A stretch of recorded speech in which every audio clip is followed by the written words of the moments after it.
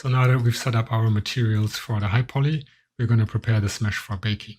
And since we're going to use Easy Bake, we're going to have to separate the pieces and put them in different locations so that the bakes are not overlapping.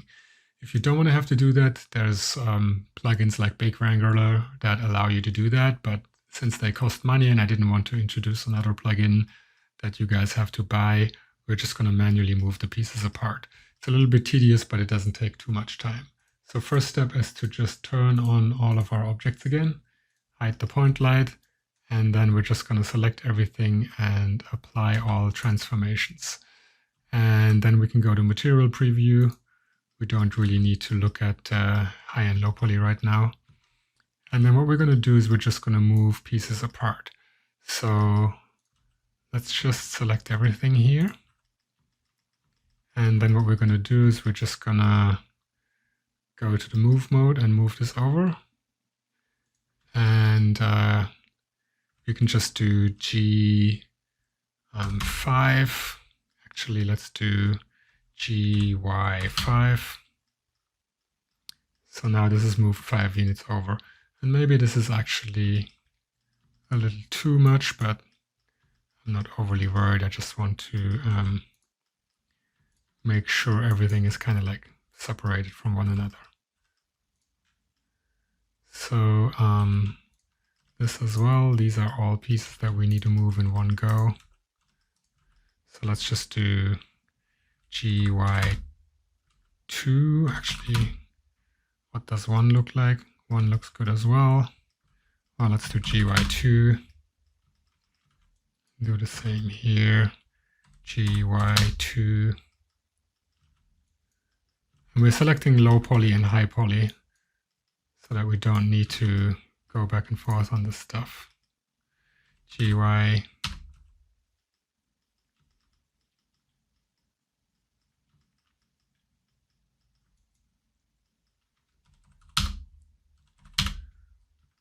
I'm just going to do increments of 2 for this stuff. So GY4. So now this is in the correct location. And then we need to separate this stuff from one another. And the leg is the only one where we're going to have to go into that much detail. The other stuff should be fairly straightforward. So this is looking good actually. And then let's see. So here, there's one thing. Let's hide the low poly. And then here what we need to do is we actually need to duplicate this over. So Shift D, GY -2. And then these two we need to join. And the reason for that is we want to get that bevel on the bake here. So let me show you.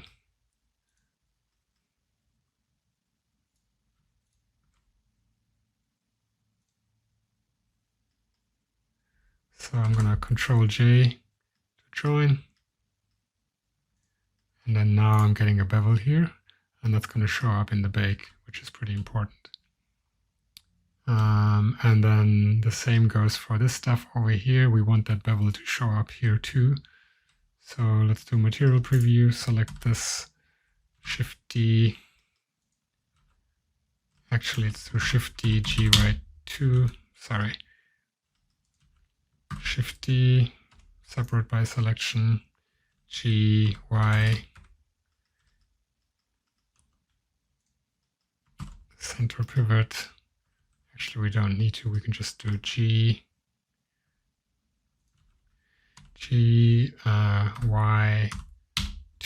there we go. And then join these two pieces here. And now we're getting a bevel here too. And then one other thing we need to do is, because I don't want the bake to pick up any of that stuff, I just need this for the bevel. What we're going to do is we're just going to go in here and grow the selection. And we're going to delete everything but this. And now if I go to rendered view, you will see we'll still get the bevel here.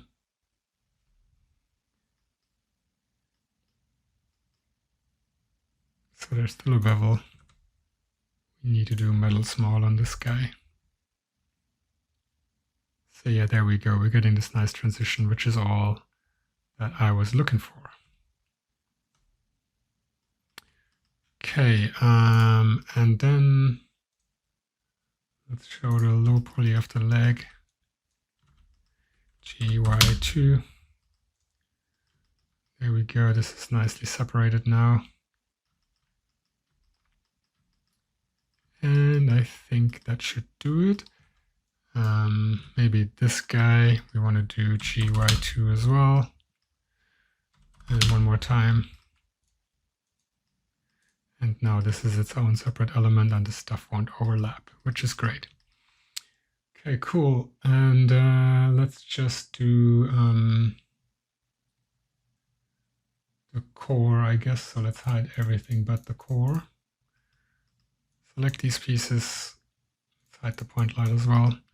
And then we can do GX4. Actually, let's undo, let's do GX6. And then we're going to do body top, high poly and low poly. And we're going to do GZ, and then 4. And let's see what that leaves us with. Leaves us with all of these pieces. They're all nicely separated. This stuff here I want to like separate as well, I think. Just because the low poly and high poly are somewhat overlapping. So this is the high poly and the low poly. So what we're going to do really quickly, let's just hide everything but the body bottom. And then select these guys and this guy. And then we're going to do GY-2.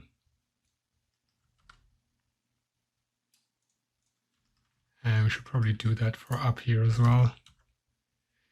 GY-2, and same with this guy. GY-2. And that way, you know what, we're just going to GY-2 again. And there's a little bit more distance between these pieces now. And I think for the most part, this is a pretty decent bake setup.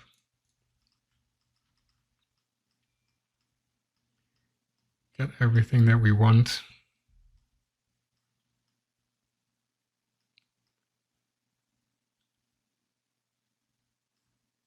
And we've got everything nicely separated. So there we go. So a few more things we actually need to do to get this bake ready. And to demonstrate, we're gonna just look at the top body piece for now. So if we turn this to rendered mode and give it a second, you can see that we're getting some nice bubbles, but there are some areas where we're not getting bubbles where we would expect them to be. So for example, there's no transition from this piece to this piece right now, and same with here and here. So if I switch to solid mode, you can see why that is. It is because these pieces are not merged. So first thing I'm going to do is just Control-J to merge these pieces. And then when I switch back to rendered mode, you can see we're going to get a bevel between these two pieces. And then down here, you can see we're not having it because these pieces are not merged. So for these guys, let's just separate by selection. And then we're going to Control-J and Control-J. And then you can see we're getting the bevel between these two pieces. So that is looking pretty good. And then just in terms of the concept for baking, there's a few things we need to be aware of. Also, it looks like these faces are oriented the wrong way, I think. So let's just see what we can do here. Select this by normal. Same here. So I'm just pressing Alt-G and then Alt-N flip. And there we go. These are oriented correctly now.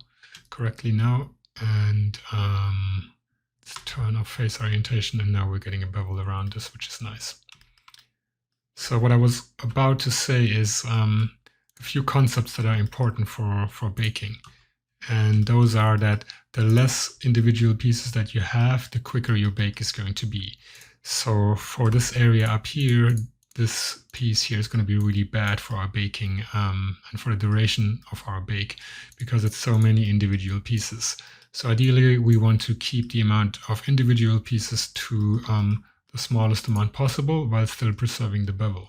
So if I merge these together like this, we will get the bevel between the two pieces back. So if I do this, and I've shown you this earlier, you can see that we're getting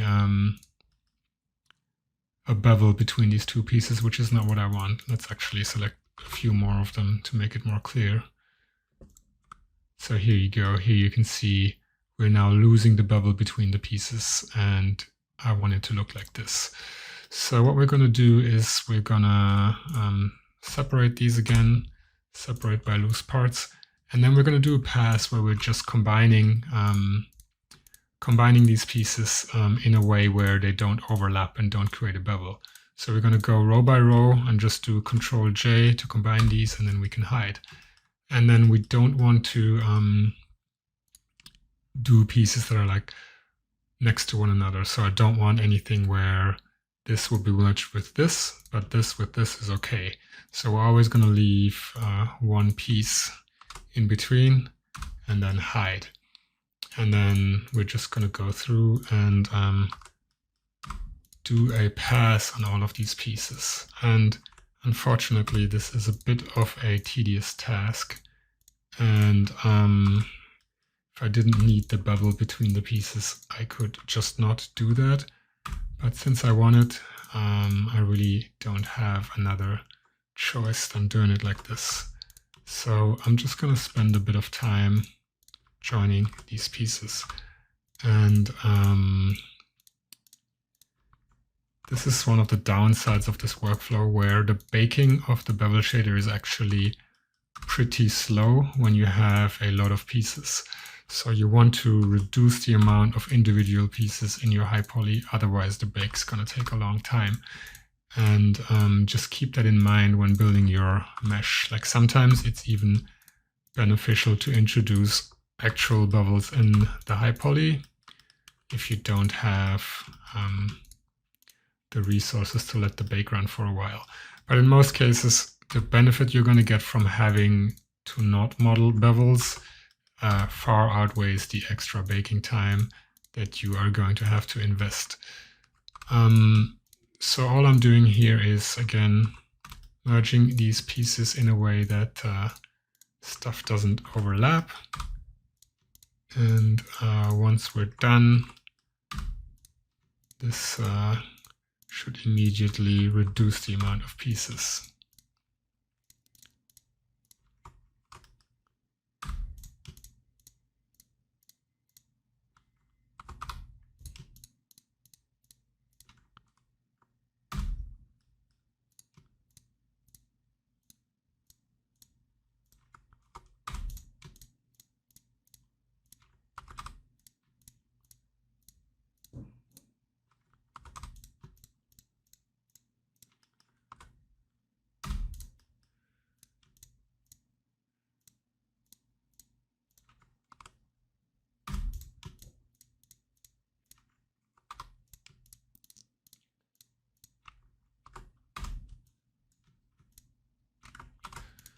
All right, so let's take a look at this again. So we have this, and then what we can do is we can also go through and kind of like combine these pieces, just making sure that anything that we combine doesn't overlap with one another. So we wouldn't want something like that, because that obviously overlaps. But maybe we can do this row and this row and this row and this row and this row and this row. And if we do Shift H, you can see nothing overlaps. So let's just merge that. And then here we can do something similar. Just trying to be mindful of which pieces we combine. Control H, Shift H, yep. And then here as well.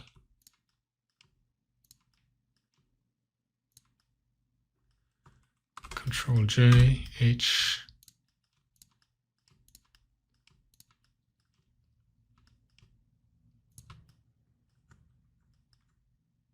Control J, H,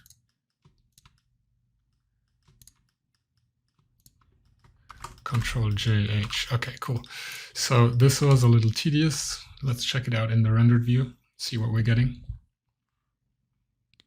And as you can see, we are getting this separation between the pieces, which is what I was looking for, and we're not getting bevels in between the pieces.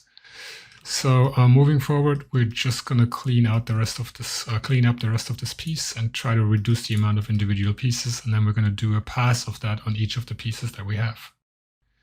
So let's keep going here, and let's just keep combining pieces that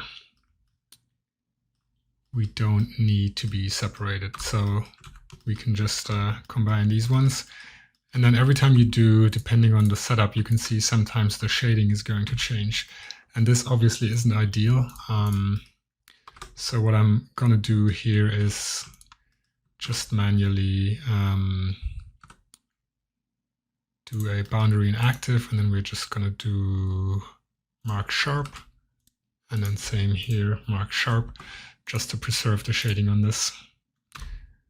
And so this is fine. We can merge these two pieces. And then here, let's see what we can do. So we have these inner ones, and they're all connecting, so we don't want to like merge them together. But what we can do is see if there's other opportunities to just merge stuff. And we don't need to be super anal as well. Like we can definitely have a bunch of pieces that we can, you know, bake from, but the less pieces we have, the less time we're going to have to spend waiting for our bake. So let's see. So we could do these, Control J, hide, Control J, hide, Control J, and then here you can see they are overlapping here in the back, but because there's another piece in front, this won't make a difference. So it's going to be fine. And we could even do more if we wanted to, but let's just take a look how many pieces we now have. I think we already reduced it quite drastically from what we started with.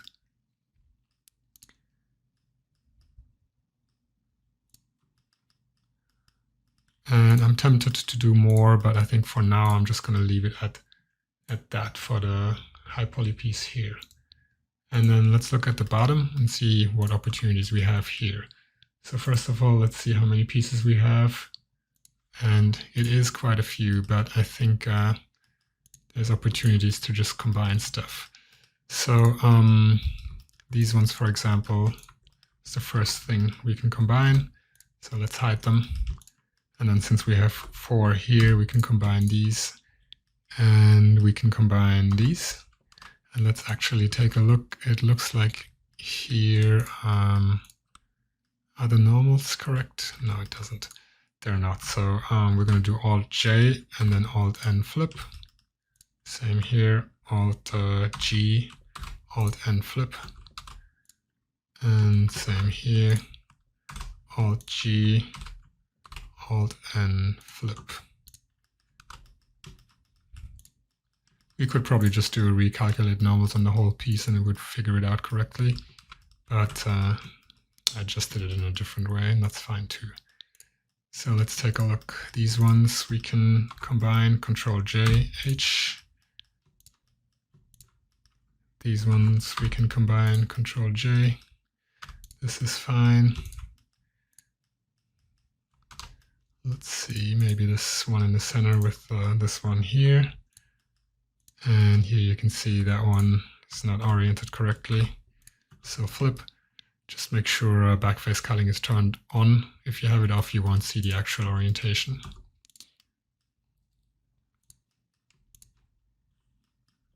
Do I need to do work here as well? Yep.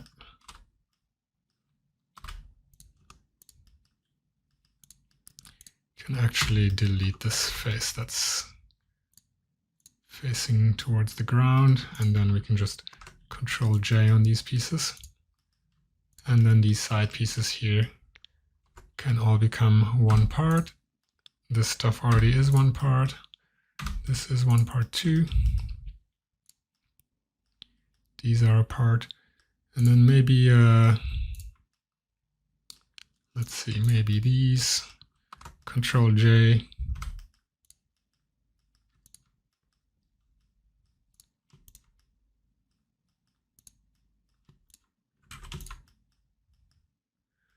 And then here you can see we're getting this overlap of these pieces, but that's not a problem because we're going to be baking from this, so I'm not too worried about it.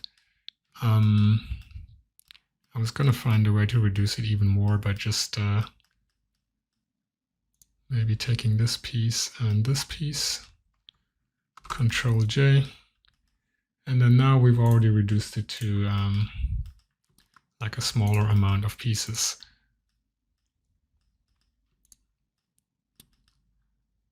I'm not sure if there's actually more opportunities.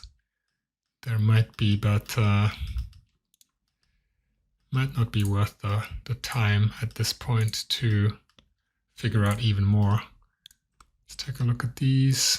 These are fine for now. I kind of want to separate these pieces, so Alt G, and we can just do C, I guess, Alt G, and then P, separate by selection. And let's actually do that for the body top as well, because I want to bevel on these pieces. Alt G, P, separate by selection. So there we go. And let's take a look at the leg high poly next and figure out what's going on here. So it looks like this piece needs to be moved. So GY4, GY1, there we go, now it's in the correct position. So there's a few things we need to do here. So all of these pieces, let's take a look at it in rendered view. Let's see what that looks like. So right now we're getting a bevel between these pieces, which is not what I want. I want to have them be separate. So let's switch this to solid again. And first thing we're going to do is join these pieces. And then we're going to Alt G, P, and then separate by loose parts. And now they're all individual pieces. And then here you can see this is the wrong normal orientation. So we're just going to fix that really quick. And then if we go to rendered view, we should get better bevels between these pieces. Yeah, and now we're not getting a soft transition, but a bevel, which is what I was looking for. And then we can kind of see if there's opportunities to combine pieces. And I think there are. So maybe we can do Control J on these guys. And let's see, this is the high poly piece. Let's take a look at the low poly piece. Looks like there's a bit of an error going on here, but it's not that big of a problem. So let's just see what's going on. So the high poly looks like this, and it's lacking this.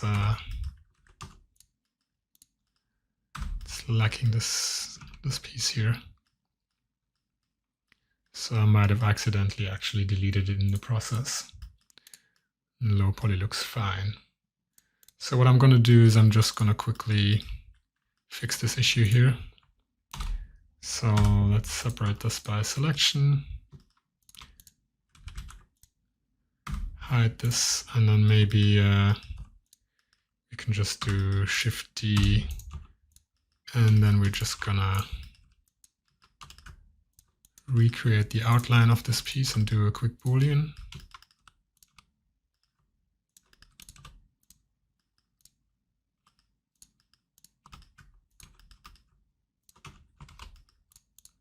And we also need to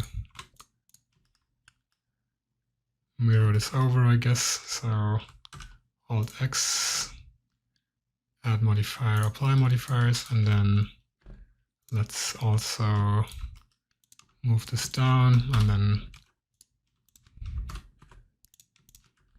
Control minus while selecting it in the right order, and then apply modifiers. And now this piece should be fixed. So let's go to rendered view, see what that gives us. It might have messed with the material assignment here. So if we hide this, no, it's actually looking good. So yeah, perfect, we have our detail back. But then again here we're getting the transition. So what we're going to do is P separate by selection, and then you can see we're not getting the transition anymore.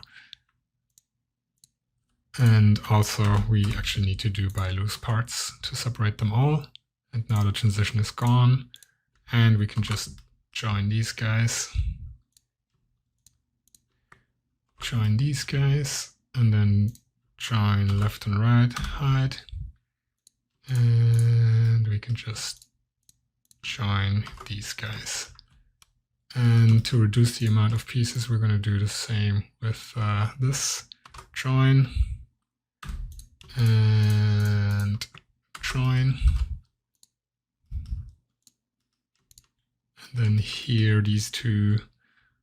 So the question is, do we want to have a smooth transition here, or do we not want to have a bevel? Right now we're not having one, and if I join them, let's see what that looks like. We're getting a bit of a bevel here.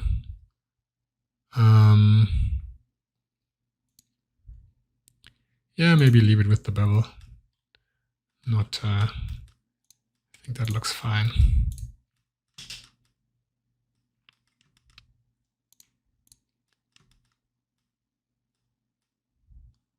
So let's keep going. These we can join for sure. And this left and right we can join. And then I think these outer hulls here is a good opportunity to join two. Control J, and maybe even do it with that one. Control J, hide.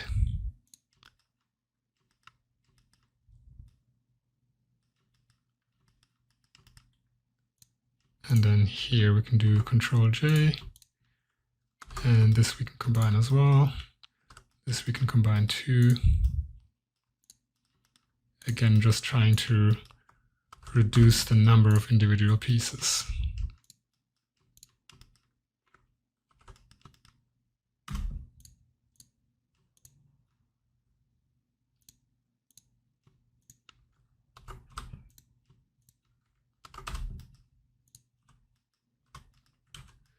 Here it looks like we're having a double piece, so I can just delete one of them.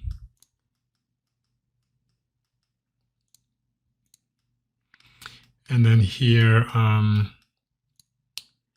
we need to do some trickery later on, and I'll show you what I mean by that in a second.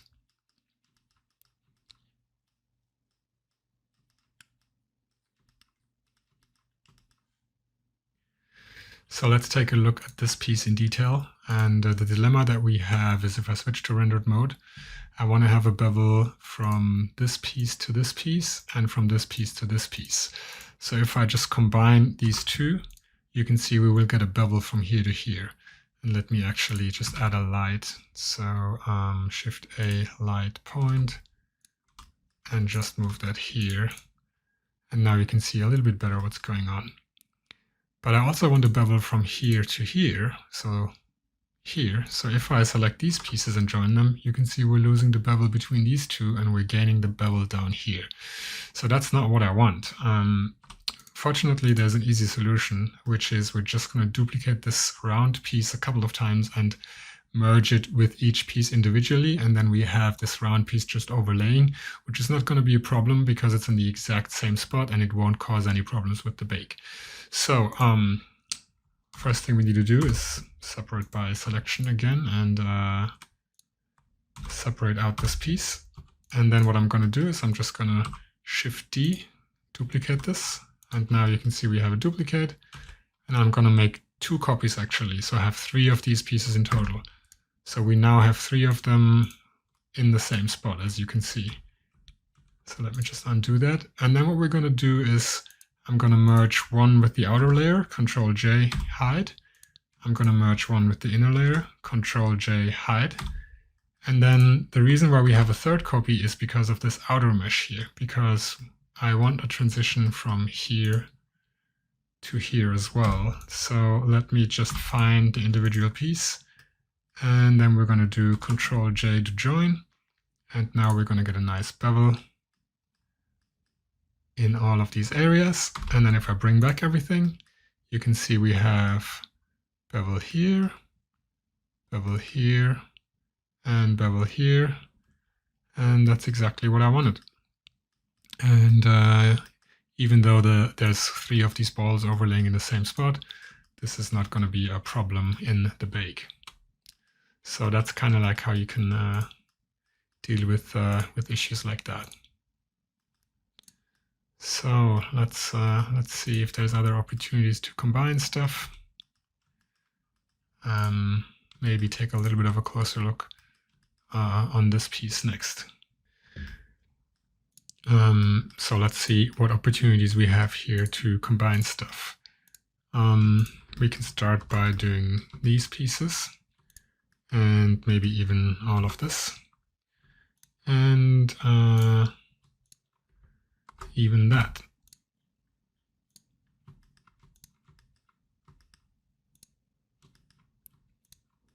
And honestly, I'm just trying to reduce the amount of individual pieces, and you don't have to go overboard, but again, the less pieces, the quicker your bake is going to be. And for now, how many pieces do we have? It's not that bad actually, so I think I'm going to leave it at that for the leg. And we're going to take a look at the core next and see if there's opportunities to do stuff here. So first, let's just do select the face, P, separate by loose parts, and then join all of these bigger pieces back together, and then also join the smaller pieces back together. And then let's see, we have an opportunity to join these guys. And here you can see that messes with our normals, which you know, I could fix manually. So let's see, we can do on these pieces.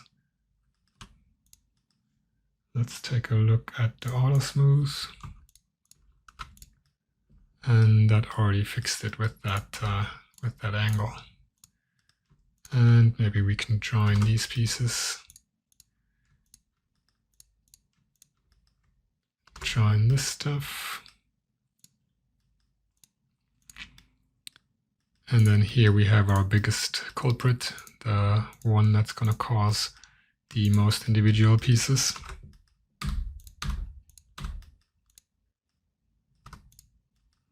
Which is all of this stuff. Let's see what we can merge this guy with. So yeah, right now we have a really low amount of pieces, but we need to do a pass on this because same issue as before, I don't want the bevel, the smooth bevel between the pieces. So let's separate by loose parts, and let's just try to select every other piece. Also, if you know of a way to do this more efficiently, please let me know, because I myself am getting tired of manually selecting these guys. And as you can see, it's not the most fun task, obviously. Fortunately, it's pretty quick. Just a few minutes.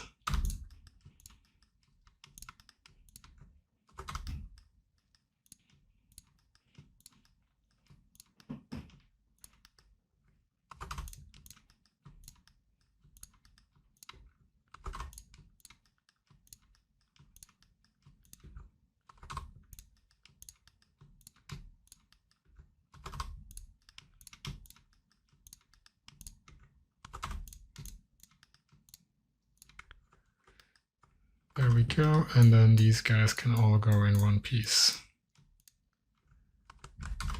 And then let's see if we can do even more. Just combine these.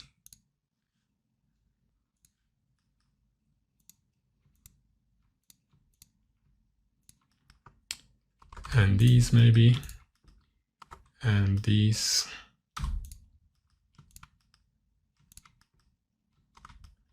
And here you're going to have to be careful just to not have any overlap.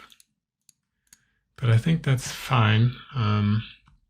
Let's switch this to rendered and take a look. And yeah, we're getting a nice separation between these pieces. All the details are coming out really well. And that's kind of what I was looking for.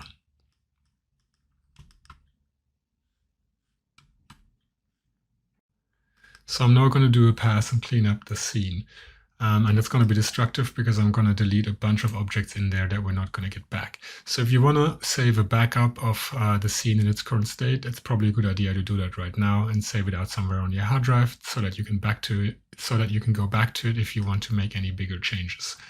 For me, I'm just going to start cleaning up by deleting the point lights. And then we're going to turn on all of our collections here. And then you can see we have all these cutter objects and, a bunch of things that we don't actually need anymore. So let's just start with the reference planes. So here we can just, select the objects that are in the reference plane collection and then press X to delete everything. And then we can select these, groups and just individually delete them, and also delete the reference planes group by pressing X. And then same with the drone group, we don't need that anymore, so we're just going to press X. You need to make sure that your mouse cursor is over the collection if you want the X hotkey to work to delete them. Cutters is the same, we can just do select objects and then X to delete them, and then just select the collection and then X to delete it. And so now we've gotten rid of a lot of stuff. So let's see what else we have. So we have all this high poly stuff and all this low poly stuff. And the first thing that I want to do is just join all of these low poly pieces into one object. Because the bevel, the baking tool that we're going to use means that we can't have individual collections within a collections to bake. It all needs to be within one collection for it to work. That's a little bit unfortunate because it's going to make things a little trickier when we want to rearrange stuff. But unfortunately, that is just another downside of this workflow.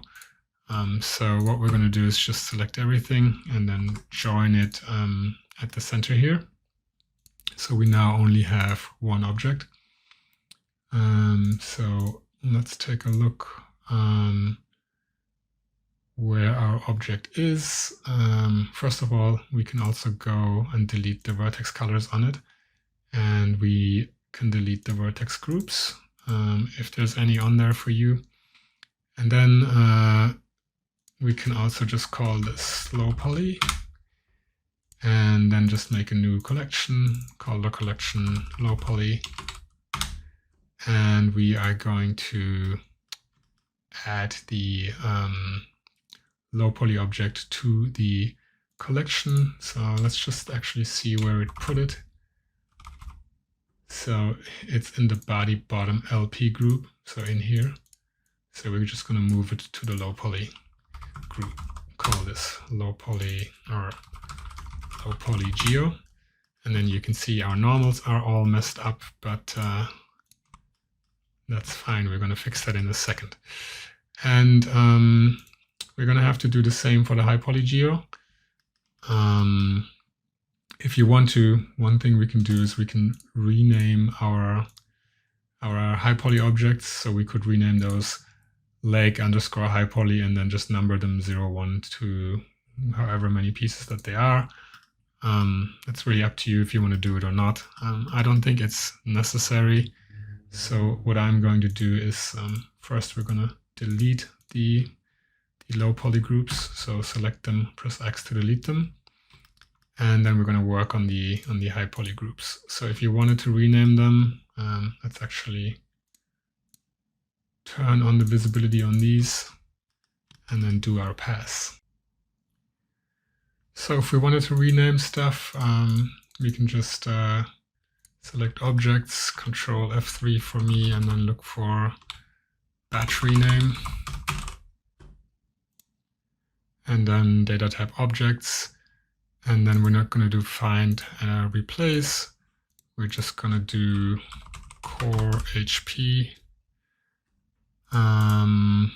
Just going to call this new and then core HP. Press OK. And now everything is named core HP. Can do the same thing for the leg HP.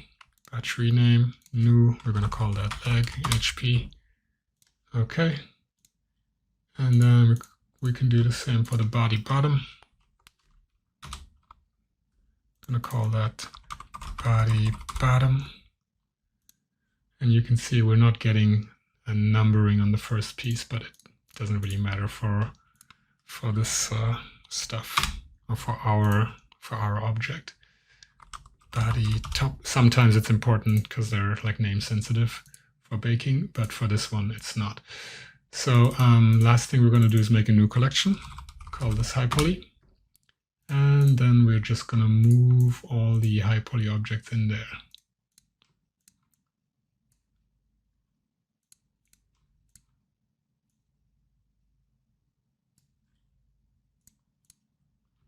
And again, the naming is not that important. It's just so that they're like listed in order. You can call them A, B, C, D, or whatever name you want to call them. It's up to you. And we can keep those groups if we want to, or we can delete them. But for now, I'm going to get rid of them. So just press X.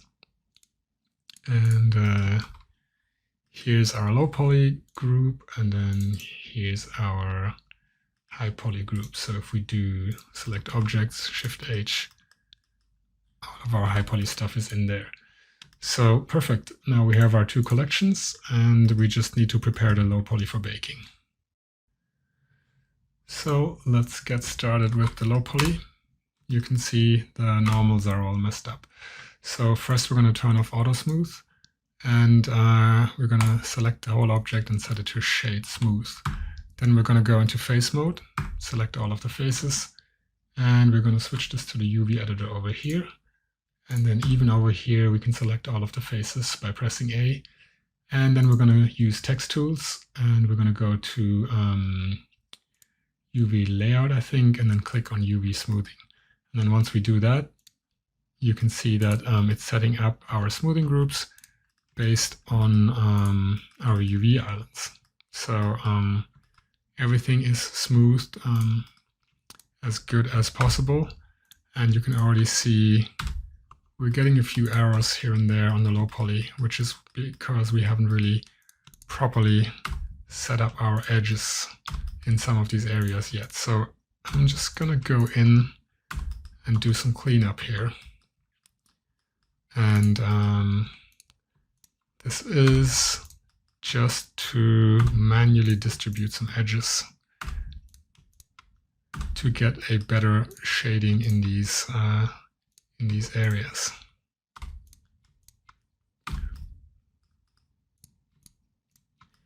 And I'm just doing that by pressing J on my keyboard. And I want to make sure that we're doing the same left and right, same triangulation, because that's going to give us the best results. And down here, let's see, maybe do it like this. And let's see if there's other areas where we're getting like funky shading that we haven't cleaned up manually yet. Ideally, you kind of want to do a pass on the whole object if possible. And obviously this is tedious work, and you can also just do an auto triangulation, which is perfectly fine. And I'm going to do that for most of my mesh, but in some of these areas like this where we have a lot of polys, I just like to have a bit more manual control over what edge is connecting to what vertex. So here we have 1, 2, 3 that go up here. So let's do that the same on the other side. 1, 2, 3, and then finish up the rest here.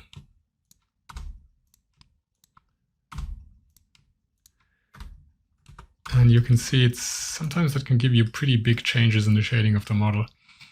So you want to make sure to kind of like take your time and make good decisions when it comes to these things. All of the flat faces, it doesn't really matter because the auto triangulation is not going to change the shading. Like you can just automatically triangulate it and not worry about where your edges are. Okay, I just turned on subdivision, which is not what I wanted. So let me undo that and also delete that modifier. So there we go. Let's take another look. So then there are certain areas where, you know, it smoothes your mesh, but you don't want it to be smoothed actually. Like this, for example, we don't want to be a hard edge because it's on a cylinder and it should be smooth. So what we can do in situations like that is it's going to require some special attention. Same here, you can kind of see the normal orientation is wrong. So we can just select everything and do recalculate outside. So again, a little bit slower, A to select everything, Alt N, and then recalculate outside. And that should orient the faces in the correct way. Before I address this, I want to kind of like see where some of these other areas are. So we've got one here. It's mostly on the cylindrical parts. So we're just going to select these edges. And then we're going to do clear sharp and clear seam on these guys. And by doing that, you can see that it's getting rid of the hard edge. And that's perfectly okay in these cylindrical areas. Let's take a look at what's going on here. We're getting similar issues here.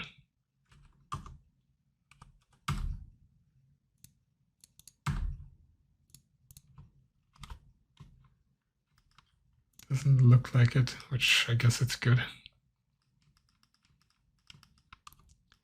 And then let's take a look at some of the other areas, just making sure that the shading is good. And here you can see, here's another example of where we don't want a big seam. So clear seam, clear sharp. There we go.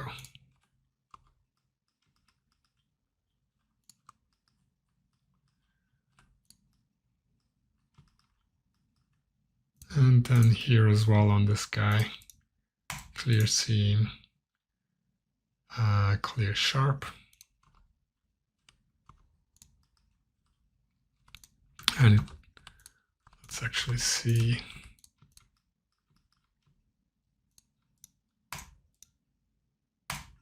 There we go.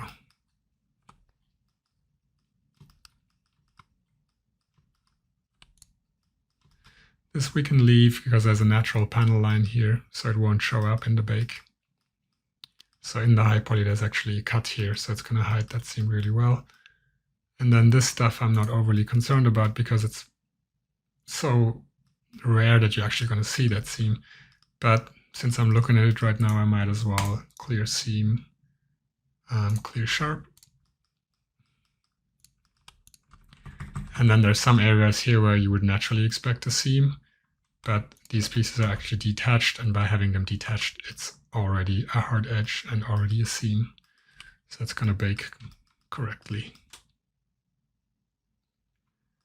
Here you can see all this stuff on the inside here is oriented wrong. So let's just flip this. And this looks like it's a lot of issues with the smoothing, but I think it's actually going to bake fine. So I'm not going to do any changes here. Not overly worried about these guys, like I was saying earlier, because we have that natural seam there. And it really just is looking at the model, trying to identify where there's any inconsistencies when it comes to the smoothing, and then manually adding some triangles there to even it out. Here, for example, we could do something like this, just to mimic what we did on the top. All of this is looking good.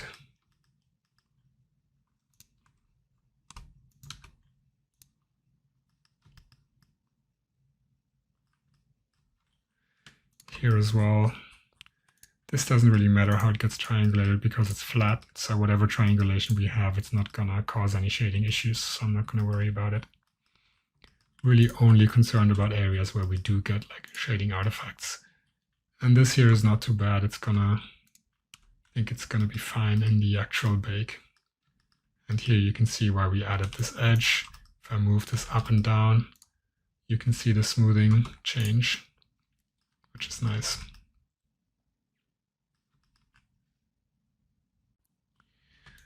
Okay, so let's take another look at our low poly. Here it seems like I need to actually do some more work. So in the low poly geo, this stuff here needs to be moved. So we're going to do G, Y, -2. And then let's take a look at the high poly. So we need these guys to be moved.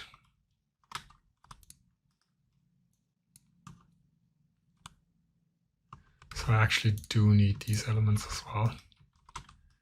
So let's just see. Alt G, GY -2. And that should give us the right location. So yeah, low poly and high poly are overlapping again. So that's something that I forgot.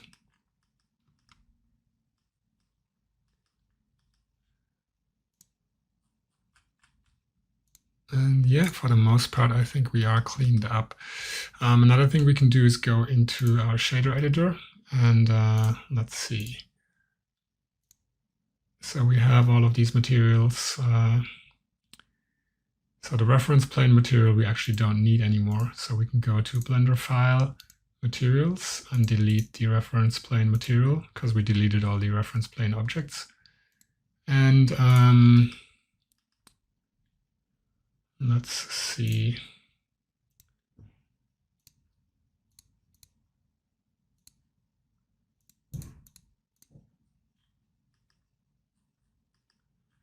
This should be okay, actually. Still gonna do a bit more cleanup. Take a look at only the low poly for now. And then here you can see this piece. I should probably manually try to do some triangulation. So I'm just gonna do it like this.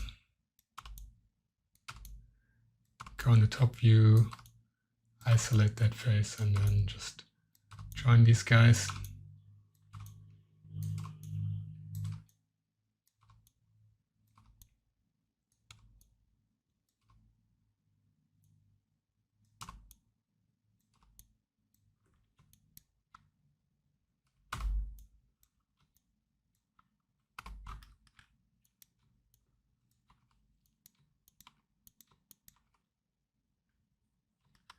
And then same for the bottom, unfortunately.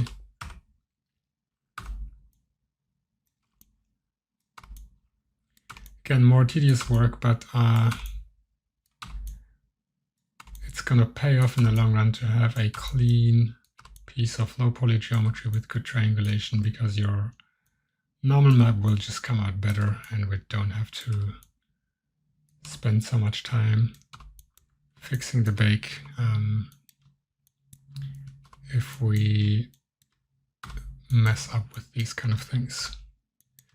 So there we go. And then let's see, I was actually looking at this area earlier as well.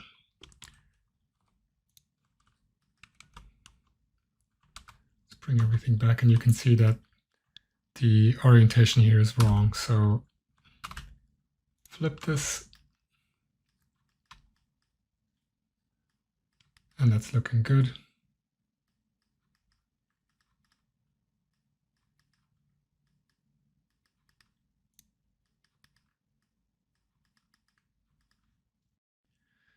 So now that We fixed up more stuff. I've actually realized I made a bit of a mistake in my low poly. And this kind of stuff always happens when doing like retopology, and I'm just going to leave this in the video to show that, it happens, and I'm going to show you some ways to fix things as well. So if we take a look at the low poly, you can see that there's a discrepancy from the low poly to the high poly. You can see that the shapes are not overlapping here. So we need to fix this, and I don't want to like mess up my UVs. So first, let's bring up the UV editor. Select all the faces or turn on UV sync by pressing tab on your keyboard. And by default, if I just select this face and press Alt G, set this to seam, I'm selecting all the faces that belong to this UV island. And then I can use my move tool by pressing G, holding down middle mouse button for the axis constraint, and move it left and right. And once I let go, you can see it doesn't change the UVs, but it is introducing stretching now. So if I just do this, we would just end up with a bunch of stretching, which we obviously don't want. We want the UVs to update when we move geo. And the way to do that is to go to Tool, go to Options, and turn on Correct Face Attributes. With this turned on, once I move my object, you can see the UVs are actually updating. And this is exactly what I want. And now all I need to do is bring back my high poly and fix the geo. So select the low poly and select these faces, move it over, snap it here, do the same for the other side, move it over, snap it, and we need to do it for this face, move it up and snap it.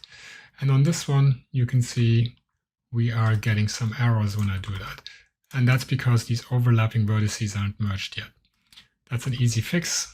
Just isolate this piece, select all the vertices, and then I'm gonna press M, merge by distance, and now you can see it merged the vertices and everything is looking good again.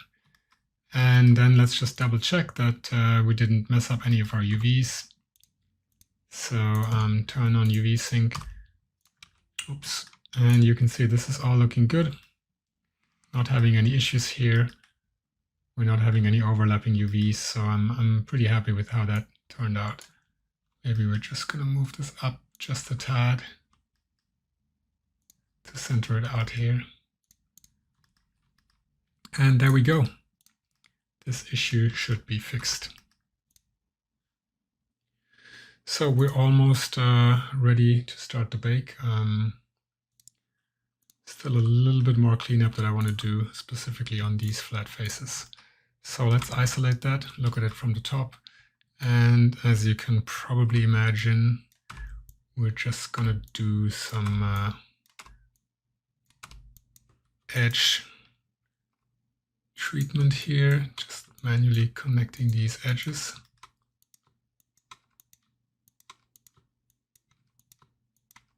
Just so that we have a clean geo. And let's do the same for the top as well.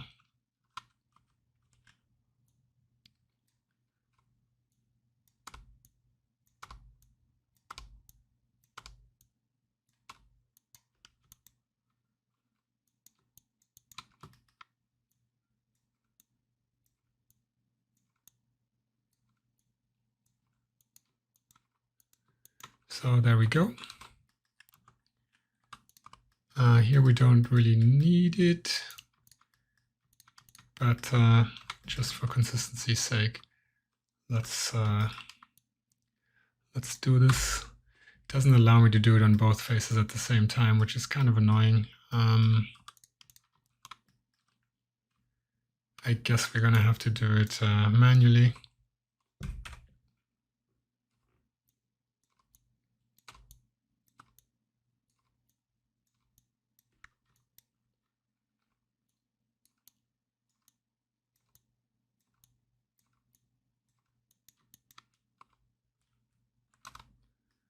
And the other side as well. This is not necessary to repeat exactly the same way, because especially on these ones, it's a flat face. But if you use this for a portfolio piece and you present it to a potential employer and you're showing it in wireframe, it's just good practice to kind of like clean these things up. So if you want to save time, obviously you don't have to be as anal as I am with these kind of things, but for good practice, it's always good to kind of stay on top of your topology and present a good looking result.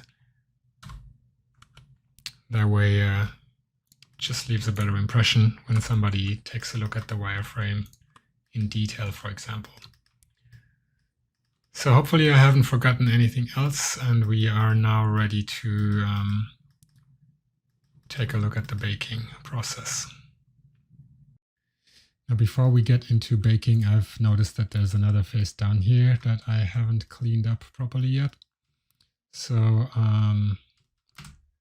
unfortunately, a little bit more work, just manually going through here, connecting these edges. It's just one of those things that happens when you look at the mesh more. The longer you look at it, the more inconsistencies you will probably find.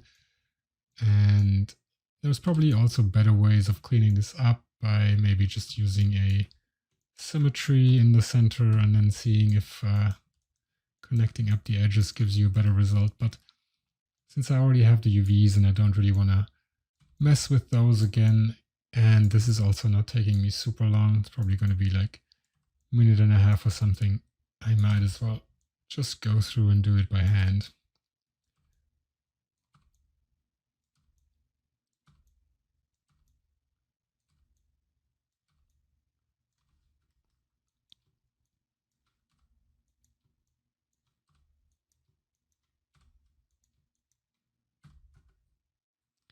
So there we go. Let's unhide all the other faces, Alt-H. And then one other thing that's been bugging me for a bit is just this, these faces here. See how they have quite a bit of gradation going on. And I think it actually makes sense to add another subdivision just like we did at the bottom, but higher up. So the first thing we're going to do is we're going to separate some of these guys. So let's select the front and the side faces and then press Alt-G and set that to seam. And that should select the correct faces. And then we can do separate by selection. And that gives us this, this selection of the low poly. And then let's take a look at the high poly. And I think I want to make a cut that's kind of like at that level here. You can see that there's this detail on the high poly, and I want to make sure that the cut is being reflected. So let's do a plane and just snap that here, and then S to scale it. But let's pay attention, we're scaling it the right way. Move it to the center, and then we can apply all. Then we can hide the high poly group again, bring back the low poly. And let's see, I want to see if I can just do a Boolean operation from this to this, so Control minus. And you can see when I do that, it gives a great result. It just cuts everything through, and we're getting this edge in the right location. So we can do apply modifiers, and then all that's left to do is we kind of have to clean up these edges here. So I'm just connecting them like this and then pressing X to delete these unnecessary edges here. So let's just quickly go through and do that. And there we go. And then we can also join the low poly pieces together, and we can get rid of these cutter groups and the cutter objects as well. And now you can see we're not getting a graduation that is as strong as before. Kind of like cleans this up a little bit, where this is just in the higher area up here. And then one other thing we can do is kind of like triangulate these faces a little nicer. So let's just go through here quickly and do that.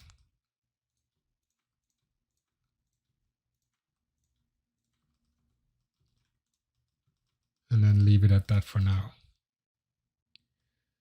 So before going to the next step, we want to triangulate the mesh to lock in the triangulation. So right now you can see there's a lot of quads on my object, and when we bake and then export the object to Substance Painter or to the game engine, we want to make sure that the triangulation on the bake is the same than the triangulation in our game engine. And the easiest way to lock that in is to just manually triangulate everything. So on the low poly, just press A to select everything and then Control T to triangulate. And then you can see we have some options: quad method, beauty, polygon method, beauty. And you can kind of like go in here and play with those values and see what looks best. So the beauty, you can see, gives you kind of like alternating directions here. And if you set this to fixed, it's more consistent. So for this one, I think I'm going to go with fixed, and for the polygon method, I'm going to stick with beauty. And that way should give us a pretty decent result. And now that we have locked in the triangulation, we can move on to doing a test bake. So let's do our first bake.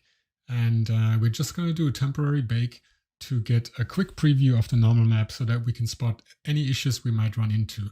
And the point of this is we want to do one quick bake so that we can find out errors and fix them before we do the final bake. Because final bakes take a long time, whereas the quick bakes, they can go in minutes, and that allows you to iterate faster. So to do a quick bake, what we want to do is we want to combine all of the high poly pieces into one object, because the more pieces that you have, the longer your bake is going to take. So the first step is duplicating everything. So select everything, Shift D, right mouse button to place it in place, Shift H to hide everything, and then Shift select one piece to make it the active piece, and then Control J to join everything into that piece.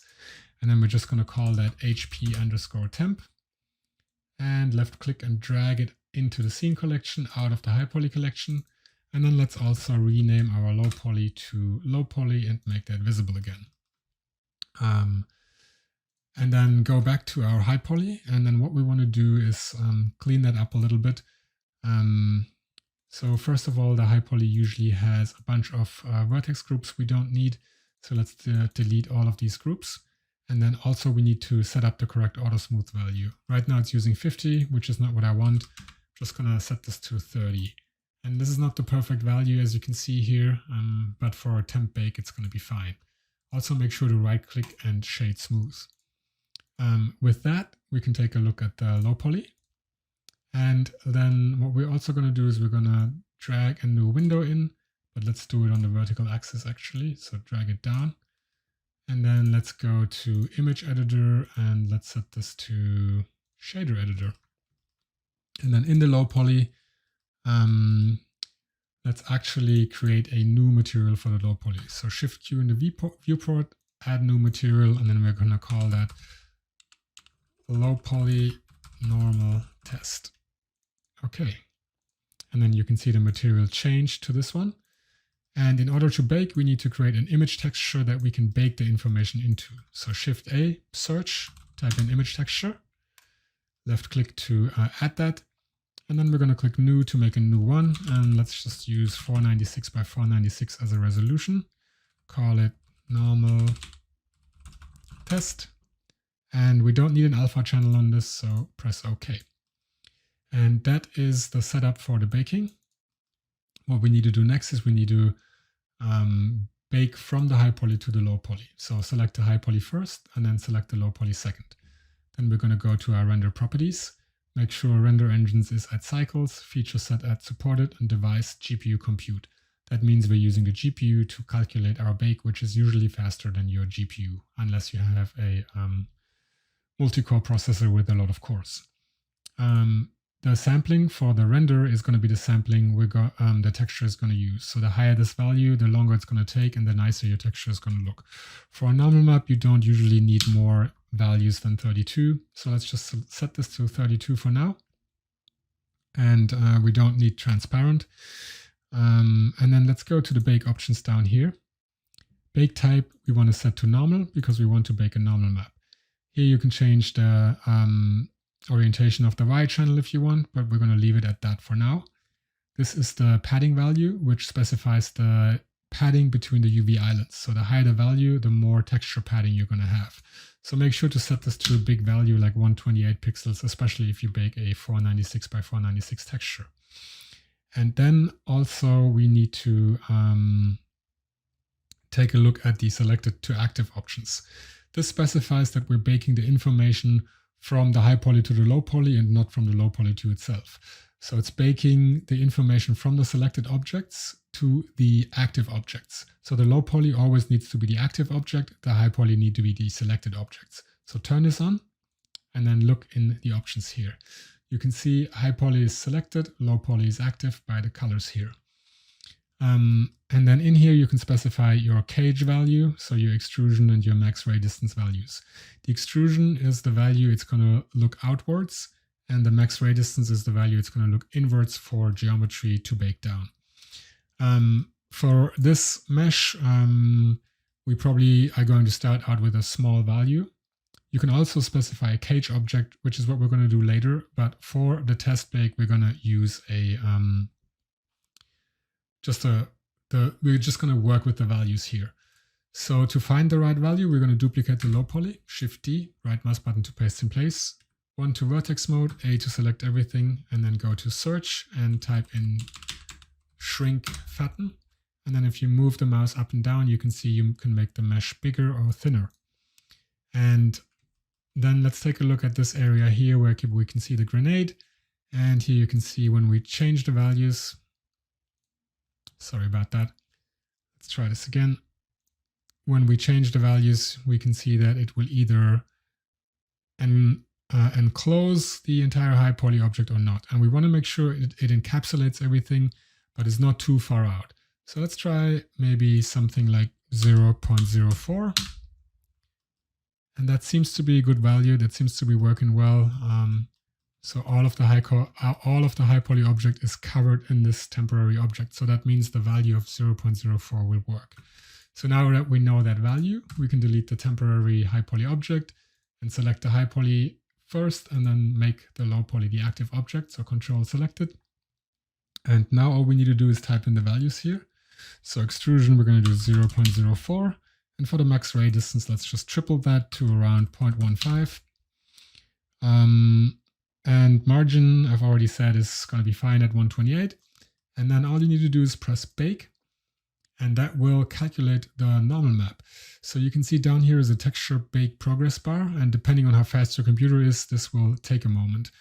It can be anywhere from like 1 minute to 15 minutes.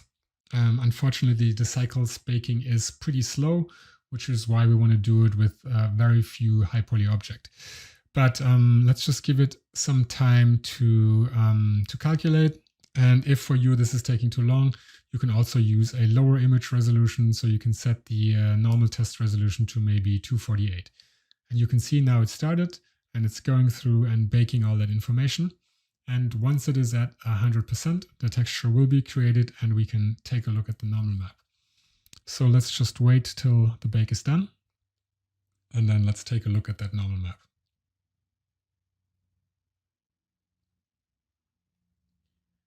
Okay, so it said it's almost done. Like once it's done, you will get a little message. Okay, bitmap map saved to internal image, save it externally or pack it. And you can also see if you switch to the image editor and then select your normal test texture, which is the one that we have created, we will look at that image texture. And you can see for the most part, this seems to be working pretty well. There are some issues with the normal orientation here. And there are a couple of issues here, but for the most part, this is giving us a great preview. So the first thing we actually want to do is save out this texture. So go to Image and then Save As. So Image, Save As. And then I'm just going to save it in my work in progress folder, and I'm going to call that one normal_test.png. And we're going to leave everything at default.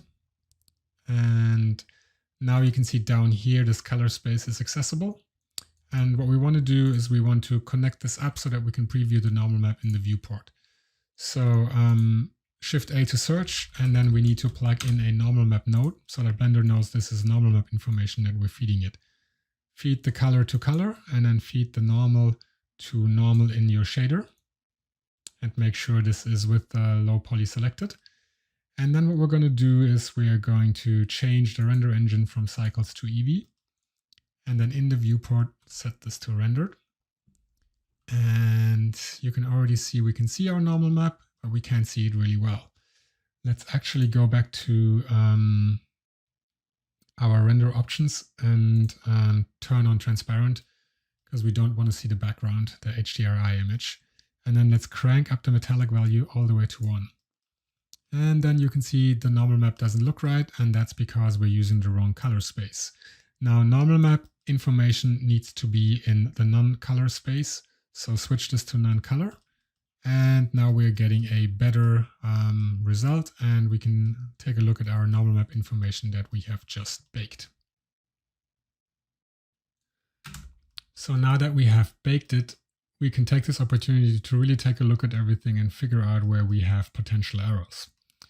So first of all, the errors that we're seeing here are happening because we've combined everything into our high poly object. And because of that, the bevel shader can't distinguish between the different pieces anymore, and the cuts between the panels have not baked great. That is normal, and that's not something we can fix unless we do a rebake with separated pieces, and that's something we're going to do later. For now, I'm just going to focus on like general issues, and I want to kind of like look at the individual pieces and see what's going on. So you can see that over here, there seems to be something going on that's not correct. Here it looks right. This one doesn't really look right. And you can see that down here, there's something wrong with the low poly on this face. We can see here we're getting issues with where the faces are being picked up. So on baking, this face is picking up the normals from this area here, and that's not working really well. We're also not getting any of the panel line information.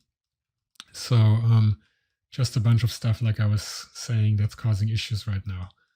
And what we're going to do is we're basically going to go through and try to fix all of this. So let's take a look, and let's go into the low poly, and then let's switch that to the UV editor. And then you can see this area here, there is a UV missing. So all I'm going to do is press U to unwrap this selected face. And then we're going to go in here, select all of these edges, and then Alt V and space to stitch it. And now this is in place, and on the next bake, this should look much better. And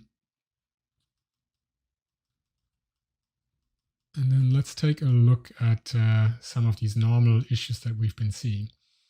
So let's hide, or let's bring back the high poly. Alt H, and switch our render engine back to cycles. Let's select everything but this. And let's take a look at the leg.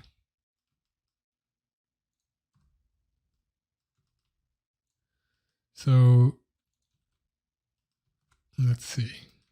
Here you can see this piece over here has the wrong material. So let's just do Alt G, Shift Q, and then I think that's metal small. And same here, metal small. And that gives us the nice bevel on this piece. We want to hide the low poly for now, we don't need that. And we also want to hide the high poly temp. And then another thing I'm noticing is that the bevel value on these like floating pieces is not really great. It's just too big. It's getting rid of too much of the detail in these pieces. So I think I'm gonna actually create a new material for these guys really quick. So let's make new materials for these like super small objects. First go to solid mode, and then over here we're gonna set this to Blender file. We're gonna go to materials, and then we need a duplicate of the blue small and the red small. So first we're going to make a new cube, and then we're going to assign blue small for now. And then I'm going to Control C blue small over here, and then Control V to paste it in place. And then we're going to call that blue mini or blue floater. And then with that cube selected, I'm going to assign the blue floater material to it. And then I'm going to duplicate it over. And then we're going to go to red small, Control C, Control V, call that red floater, and assign that to this object over here. And then we can change the values. So let's just see, switch this to rendered again.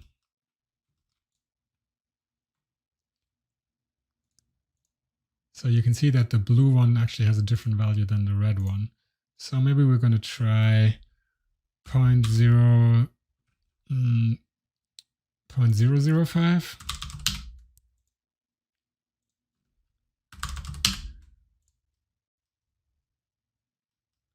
And that should give us a better value to work with. And then let's go to material preview, turn on wireframe.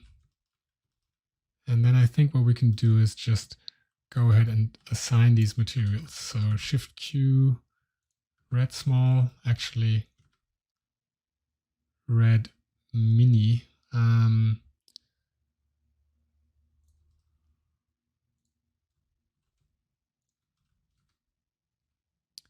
Or I guess red floater. And then this one needs to be blue floater. And let's go to rendered mode now. Check this again.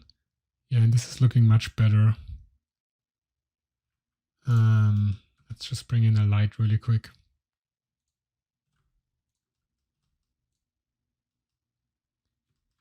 And yeah, you can see it's picking up these edges much nicer. And now that we have assigned the floater materials, we can get rid of these objects in the back. So I've just deleted them.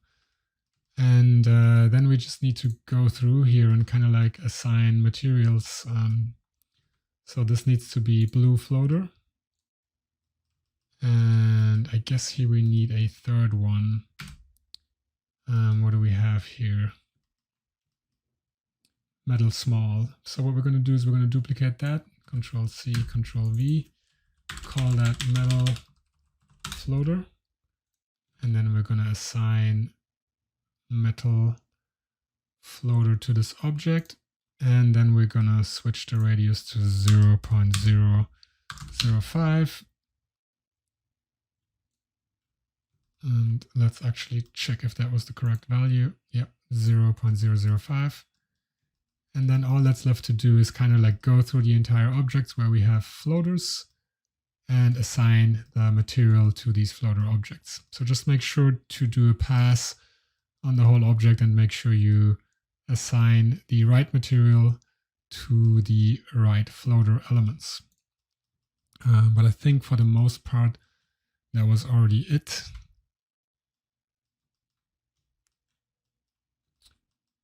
So if we go to rendered mode again,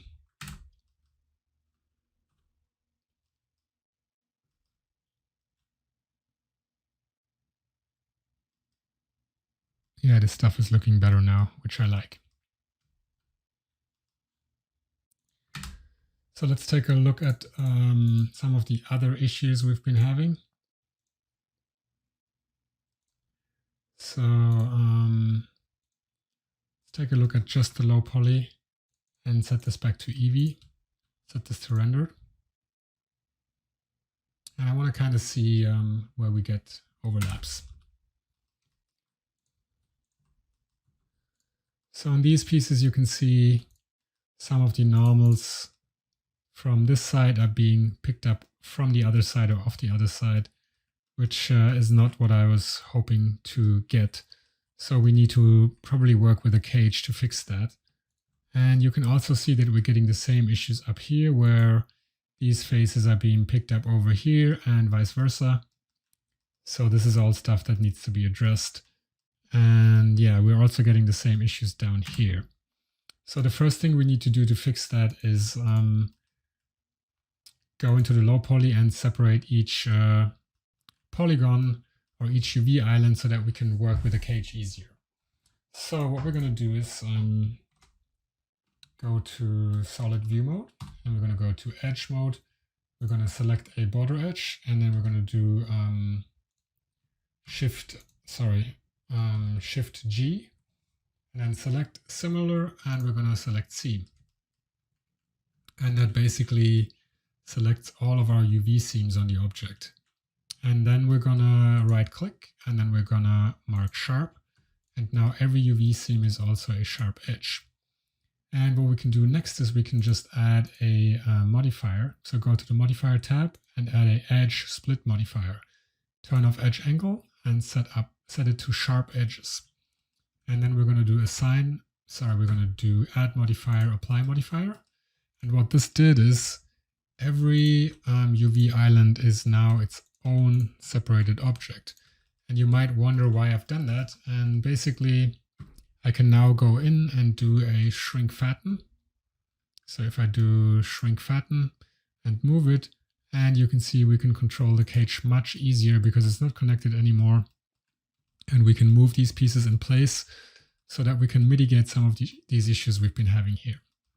So this was the first step. And let's also do one more thing, set everything to shade smooth and set the auto smooth to 180, and then we can start with the cage. So next we're going to duplicate the low poly and create a cage. But before we do that, I've noticed one more issue with the low poly, which is this triangulation here. And this doesn't work well. We should connect these edges differently. So I'm just going to quickly go through and delete these edges here and fix this so that we have better looking triangulation and none of this overlap here. Once you duplicate the low poly and create the cage, you're kind of locked in. You can't go back and change the topology or the triangulation of the low poly anymore because the cage will not work if you change the low poly. It needs to be the exact same vertex order as the low poly. So that's why it's important that the low poly is set up the way that we want it to before we duplicate it and make the cage. Okay, so now that we have that, we're just going to duplicate it. So Shift D, and then we're going to double click to rename this to cage and then make a new collection. Let's call that one cage as well. And then move the cage geometry to the cage group. And then we can, for now, just hide the low poly and the high poly and bring back the high poly temp. And then what we can do is start working with the cage. So let's take a look at some of the areas where we want to do adjustments. So this kind of stuff we want to push out for sure. So make sure we're going to select box X-ray to select through everything. In face mode, you can also press Alt G and then select all linked, or select linked all by seam, and that will select all the pieces. And then remember earlier how we get this overlap here. So what we're going to do is we're just going to manually adjust the cage by using the shrink fatten function. And then we're going to use a really small value. So let's try 0.002. And that moves everything out accordingly. Let's take a look at the next section. Let's just take a look at this piece down here. Alt G to select everything. And then same thing, shrink fatten, push this out. And let's actually do this again. And then find the value that works here. Remember 0.004 was a good value for this. So let's lock this in down here. And then we had issues with these pieces up here as well. So let's just go ahead, hide everything but these pieces, and then we're going to do a shrink fatten here. And we're going to do 0.001. And this seems to be fine. It covers everything underneath, nothing sticks out. So this is the correct value. Bring the rest back. Then we're going to select this top piece, Shift H to hide everything else. And then do a shrink fatten and do 0.001. And now obviously you can see it doesn't work for these pieces up here. So we need to manually move these guys. So let's just go into the left viewport mode and just select these vertices down here. And then we can grow the selection to out here and do another shrink fatten and just do 0.0125 maybe, or maybe actually 0.001. And that's good enough. All we need to make sure is that this encapsulates everything and then we're good. And yeah, all of this is looking good too. Let's keep going. Let's go to this area down here. Let's select these pieces out here. And then we're going to do shrink fatten 0.001. And you can see now we're getting a bit of distance between these outer pieces and we're not getting too much overlay here. Then we need to select this piece in the center here, do a shrink fatten, and here we're going to do 0.0025. Make this a bit bigger just to get a bit more breathing room on the edges here. And then we're also going to take a look at this piece over here. In face mode, Alt G, select linked all, and then we're going to do a shrink fatten and move this out. And here we're going to do 0.015 because we want to make sure that we're catching this stuff up here, but we're not getting any overlap down here. So this is all looking good. Let's take a look at this piece down here. Let's do a shrink fatten here as well. And let's just do 0.001 for the top here. And then hide everything but the selection. And then we're going to go to the side and kind of like go down to this next level and bring these out a bit because they need to catch this stuff. So let's do a shrink fatten, bring this out and do 0.005. And then we also need to do more adjustments all the way down there. So let's grow and do a shrink fatten and just do 0.01.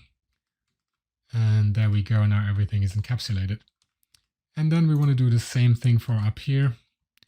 So let's just select these pieces. And then we want to push them out a little bit so that we, encapsulate all of this here. So let's do shrink fatten, move this out, and let's try 0.001. That's not enough. It's not enough either. Let's try 0.01. It's probably too much. 0.005. And that looks like it's encapsulating everything now. Let's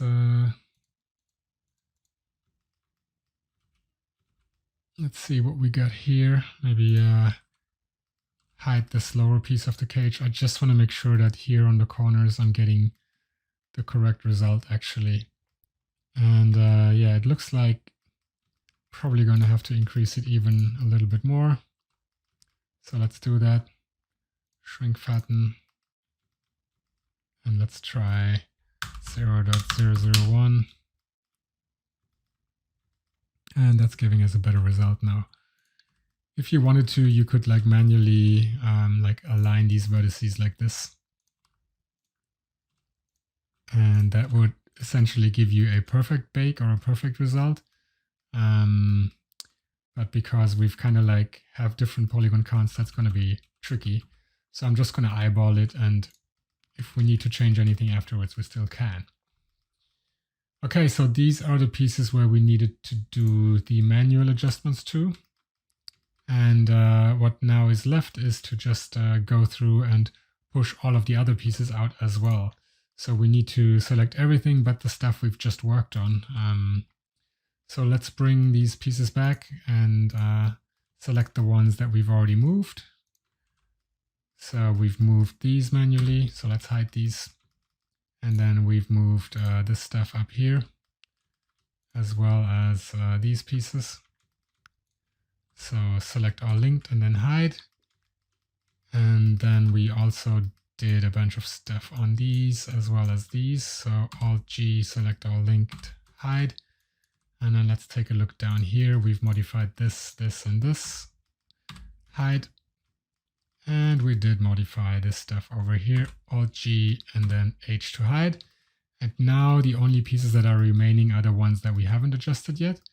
So for these ones, we're just going to go to vertex mode, press A to select all, and then we're going to do a shrink fatten and use the value we've proved before, 0.04. And that should give us a decent result and a nice bake for everything. And now we can get all the faces back. And if we look at the cage again, you can see that here we have a small extrusion value to make sure that we don't get overlaps here.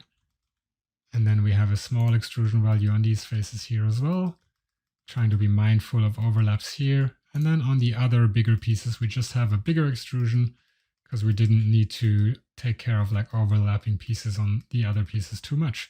So this should all work pretty great. And in the next step, what we're going to do is we're going to do a bake. So let's go through the bake setup with the cage one more time. Let's bring back the low poly group, select the low poly, and then in here just get rid of the shader or the normal map part of the shader, and then also delete the image up here. And then we're just going to add everything again, just so that you guys get some practice with it. So let's do 496, 496, no alpha, and then call that bake normal cage. Okay. And then all that's left to do is switch the render engine to cycles. And then we're going to select the high poly temp as well as the low poly. Make sure that render is at 32. And then we turn on selected to active. Make sure low poly is the active object. Turn on cage. And then with the eyedropper, select the cage object. And that grays out the cage extrusion value because it is now using the cage geometry for the outer extrusion. So it specifies where it's going to look for high poly geometry. It's only going to look within the cage geometry, which is exactly what we want. Leave the ray distance at 0.15 and the margin at 128. And then all we need to do is press bake. And then it's going to take a bunch of time to generate the normal map for us again. And if everything works out, we should have a good looking normal map in a minute. All right, my texture bake is done. It's looking very promising. So the first thing I'm going to do is just save this image, and I'm just going to save it as normal _ test _ cage. And then we can switch it to non-color down here. And then we're going to bring back the normal map node, drag in the color output to the color input, and drag the normal to the normal. And then we're going to switch the renderer to Eevee, go to rendered mode. And we can also hide everything but the low poly. And we can also turn on transparent. And let's take a look at our bake results. So let's take a look at these objects down here. And here you can see this resolved itself beautifully. There's no artifacts here anymore. It all baked pretty much perfectly. Let's take a look at up here. Same thing, using the cage now, we don't get any normal overlay or weirdness. This all baked perfectly. We're not getting any mist rays here too, which is great. Let's take a look at these guys. This is looking solid. Getting a good result everywhere here. And let's take a look at the piece here. And this is looking great as well. No overlap and nothing. So this means we're essentially ready to do our final bake, which means we're going to use the separated high poly geometry to actually do that. So let's set that up next. All right, so before we bake, let's do a last sanity check on the high poly. So I'm going to delete all of my inputs on the low poly shader.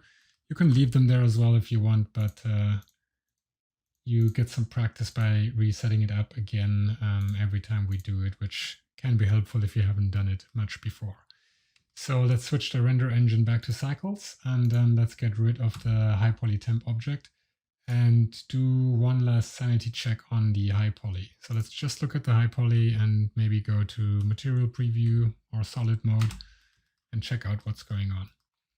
So a few minor things I've noticed here where the shading is not working out, and this shouldn't really cause much issues in the bake, but if you wanted to fix it, you can just go in here and increase the auto smooth value to 40 on this piece, and then as well as 40 on this other piece over here. And let's just check materials really quick. There's one thing I've noticed down here where I didn't assign the correct material to this piece. So this needs to be red medium. And now this has the correct value. And here we also need to change the normal orientation. So I'm just going to recalculate outside, and that should fix it. And there's one last thing I want to do, which is on this piece actually fix some of these overlaying spheres. So if you remember, we have these 3 spheres on top of one another, And in the bake, that's actually going to cause a bunch of issues. So I'm going to actually fix that. So let me undo and get rid of 2 of the spheres. So I'm just going to select this piece, select the sphere, delete it, go back, and then select this piece, select the sphere, delete it. And then we are going to join some of these pieces. So before we do that, let's switch to rendered mode and actually add a light down here. So go to light, point light, and vertex snap that, and then move that out. And here you can see the softness of these pieces is a bit too much for me for these elements. So let me just go in and assign the metal small shader to this. So this is metal medium and this is metal small, which is now in line with the rest of it. And then what I want to do is I want to combine these objects. So we're going to join them together. So let's select all of this and then Control J to join. And now we're going to have an issue actually. So if I go back to rendered mode here and bring back the point light, you will see that we've lost the bevels between these pieces. And that's unfortunately a limitation of the bevel shader. The bevel shader just takes the geometry, and if it's overlapping, it creates a smooth transition between the 2 pieces. And these pieces are separate, but the edges are exactly in the same position. So it's trying to create a smooth transition, which is not what I want. But there's a quick and easy way to manually fix this. And what we're going to do is we're just going to select these faces here and then go to left view and just deselect the edges in between here. We only want the outer edges. And then we are going to just run a bevel on these edges. So Control B to bevel, and then move this to the right and set this to something like 0.01. And now we actually have a bevel in the geometry. And if we set this back to rendered mode, we should get a nice result now. So you can see we have our bevel back, and it's not ideal. So let's bring back all of the geometry and take a look at what this looks like. So one thing we can try is we can see if we can just give this a smaller bevel material, because we have the bevel in the geo and the bevel in the shader. So we can try just using a metal small material on this guy as well. And that's actually looking a little bit better. It gives us a bit of a nicer transition. It's still not perfect because we're obviously getting a smooth transition between here and here, which in an ideal world I would not want it to be like that. But it's not worth the hassle trying to segment all these pieces down here and figuring out how they're going to connect and then having to fix it in the bake. So this is a trade-off that I'm more than willing to make. Like it's going to be still looking really, really cool. And it just saves us a bunch of time having to paint out stuff from the normal map. Because if you have these 3 pieces overlapping, you're going to get errors in the normal map and you're going to have to paint them out in Photoshop, and that's a tedious process. So the last check before baking that I wanted to do is make sure that the soft and hard edges on the high poly are set up correctly. You can see that there are a couple of areas, for example, on this piece here, where we're getting a bit of a weird shading, like this edge in the high poly is not being picked up as a hard edge. So you can see the setting that we're using for the auto smooth over here at 30° just won't catch this edge here. So to fix that, we can just mark this sharp. So just select the faces, convert to edges, and then we can do mark sharp. And then once we do that, you will see that we will get a sharp edge here, and we don't get this baking artifact. And these are a little bit hard to spot, and I've actually missed them when recording my original video. So I'm just adding this section here to prevent you guys from having to rebake because such of a minor thing. There's another issue down here that I missed, which is the same thing, this face here. You can see when we switch this to rendered, it's just not sharp. So what we can do, just like before, is mark sharp, and then we're getting a nicer highlight here. So just make sure that everything is set up correctly. Spend a little bit of time looking at the mesh from different angles. And the last thing that I wanted to do is actually do a small geo change up here on the handle. So this guy here, I want there to be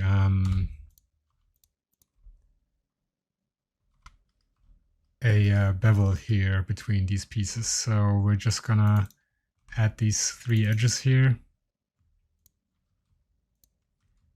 And we can just work on one side for now. Sorry about that. Delete the side. And then here, let me just select all of this, separate by selection. And then we're just gonna make a new face and do the same here. Make a new face. And then we can bevel this.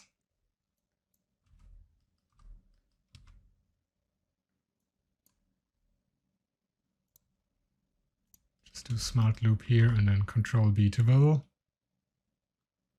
Maybe something around this. And then I'm just going to move it over a little bit. And just like before, we can select these edges here. And then we're going to mark sharp. And we're going to do the same here, mark sharp. And then let's separate this again. Mirror this over, add modifier, apply modifier. And because we don't want to get a smooth bevel between the pieces, we need to separate them out slightly different. So here you can see it's beveling that transition here where the 2 pieces meet, and I want a sharper edge there. So let me just take a look. Like I was saying, we need to separate these pieces. So join these 2 together. And then these guys, we can just add them to another piece. And now we will have a nice sharp bevel between the pieces here. So that's it. Those are the last final changes I think I'm going to make before the bake. Keep in mind that these last adjustments that I've made are actually not in the texture bake moving forward, so they won't show up for you in the rest of this video. But I fixed it after recording, and I just wanted to include these small changes that I've made before baking so that you can make them as well. And you know, you can move this around a little bit if you want. It's not that hard to do. But with that stuff in place, we can now move forward to do the final bake. And again, before doing it, I would, do a sanity check, kind of like make sure everything is smoothed correctly. There's another area here that's a little weird. This won't be viewable actually, because it's hidden all the time. But you can always just mark these sharp just to get a cleaner look and get like a nicer bevel on the wheel here. But yeah, do a sanity check, make sure that you spot all of these normal issues, and it's best to do it in the rendered view so that you can see where there are issues with the normals. And again, just like I've mentioned before, you can always just position a point light and crank up the intensity on that light, for example, and move it around, and that usually shows you where you have issues. But that's it. So let's move on for the bake next. So at this point, I think we've done all the adjustments that we wanted to do. So we can get rid of that point light. And we can now do our bake again, our low poly bake. So let's select the low poly, and then one more time add a image texture, new, and we're going to do 496 by 496. And then we're going to call this normal 4K, no alpha, that's okay. And then what we're going to do is we're going to go into the high poly group, select all of this, and then make the low poly the active object. Make sure that the texture is selected. And then we're going to go into bake, make sure it's set to cycles. Make sure the render samples are at 32. Then we are going to turn on cage and use the cage we've created before, which is still set up correctly, so we can just leave it as is. And we're going to set the output margin to 128. And then all that's left to do is click bake. So I'm going to do that. And now it's going to start calculating. And remember when I told you earlier on, the more pieces you have, the longer it's going to take.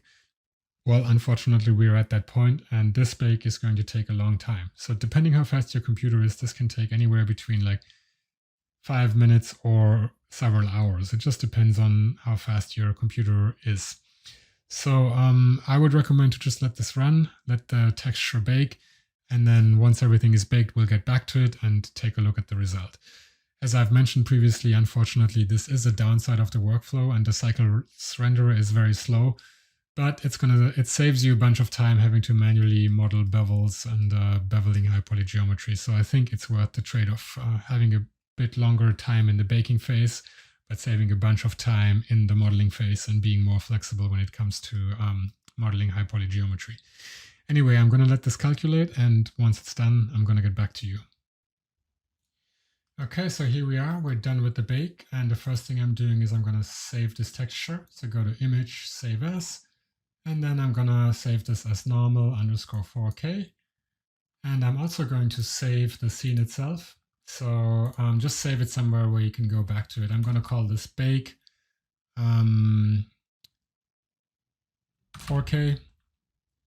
And by doing it that way, we can go back to the scene if we wanted to re-render it with a different resolution. So let's take a look and see what this looks like on the low poly. Same procedure as before. We're going to bring in a normal map node. And let's try this again. Normal map node. Plug the color into the color. And plug the normal into the normal. And then set this to none color. And then set your renderer to Eevee. And go to rendered.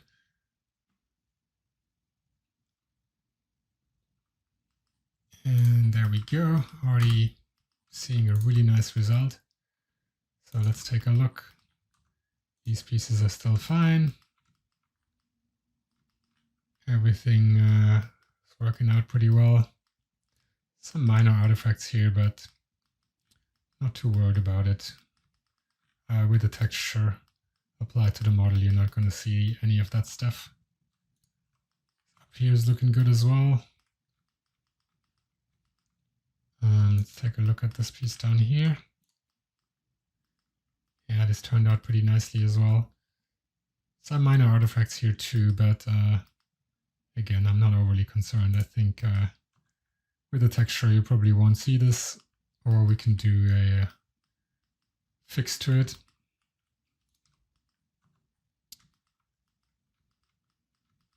So yeah, the only issues that I'm seeing are two really minor things. Number one is we're having an artifact here on these faces, and that's coming from the high poly actually protruding.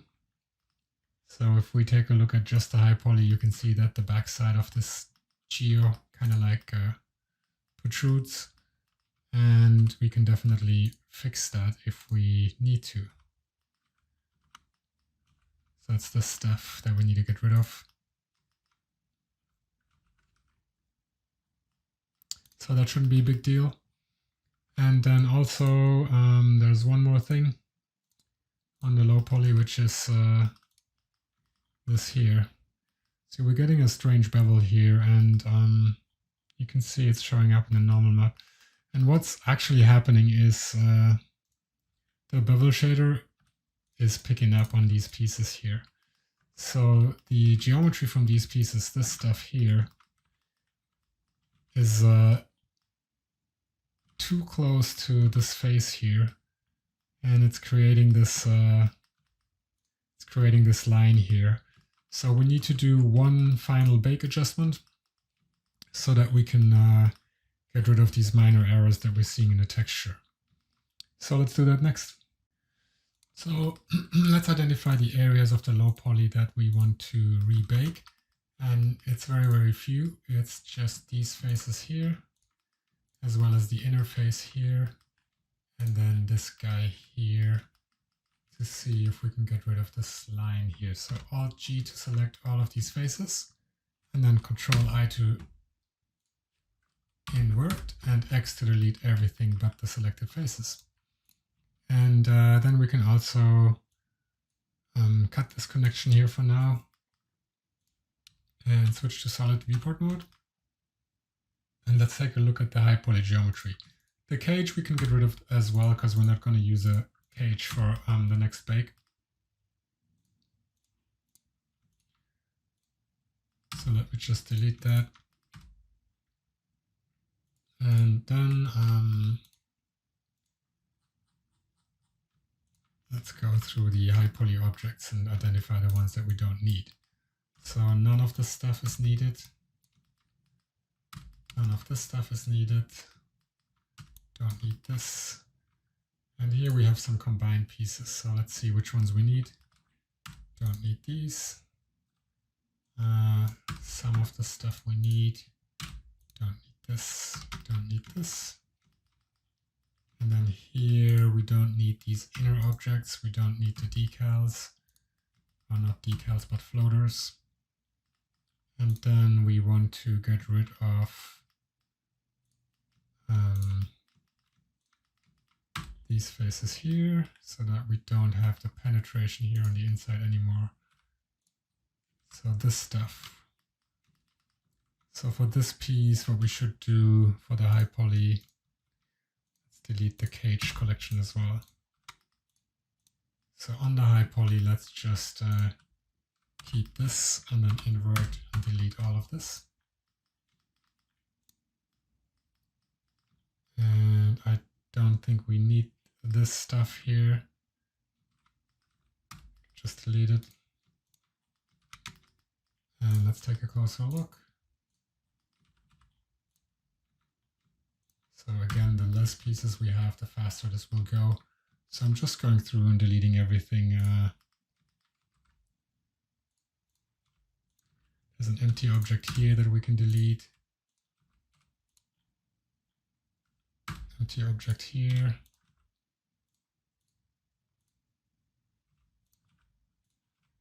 Just making sure that all of these are valid objects. And that's the case. So maybe for this bake, we just get rid of this piece, because then it won't pick up any of this stuff here. And that should be it. That should give us what we need and the result that we're looking for. So let's save this as a new file so that we can go back to this. File, save as, and I'm going to call this bake_4k_fix. Save. And then we're also going to select the low poly and then delete the texture we've just baked. Then we're going to make a new one, call it bake4k_fix. And let's set the texture resolution to 496. Use alpha, don't use alpha. And then we can select the high poly, select the low poly, switch our renderer to cycles again, go to our render options and disable the cage because we're not using it anymore. And then the extrusion value, we're just going to use a really small one. So let's try